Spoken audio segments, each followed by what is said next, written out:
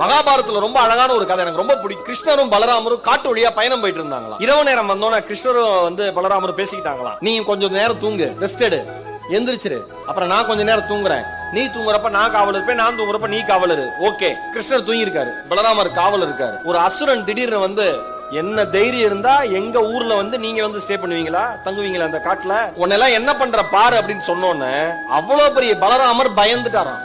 சாதாரண மனுஷ உருவத்துல இருந்த அசுரன் பெருசானானா. மறுபடியும் கொஞ்ச நேரம் கழிச்சு இன்னும் நீங்க காட்ட விட்டு கிளம்பலையா அப்படின்னு இன்னும் பயந்தோன்னு இன்னும் பெருசானானா. மூணாவது முறை டேய் இன்னுமா நீங்க 2 பேரும் இங்க இருக்கீங்கன்னு கிருஷ்ணா அப்படின்னு கத்திட்டு மயக்கம் போட்டு விழுந்துட்டார். கிருஷ்ணான்னு கத்திட்டு மயக்கம் போட்டு விழுந்துட்டாராம். கிருஷ்ணருக்கு என்ன தோணுச்சா, ரொம்ப நேரம் தூங்கிட்டோம் போல இருக்கு, நம்ம டேர்ன் தாண்டி போச்சு போல இருக்கு, கத்தி விட்டு அவன் படுத்து விட்டான்ட்டு அவர் எந்திரிச்சு உட்கார்ந்து இருந்தாராம். அதே அசுரன் பெருசா வந்தானா.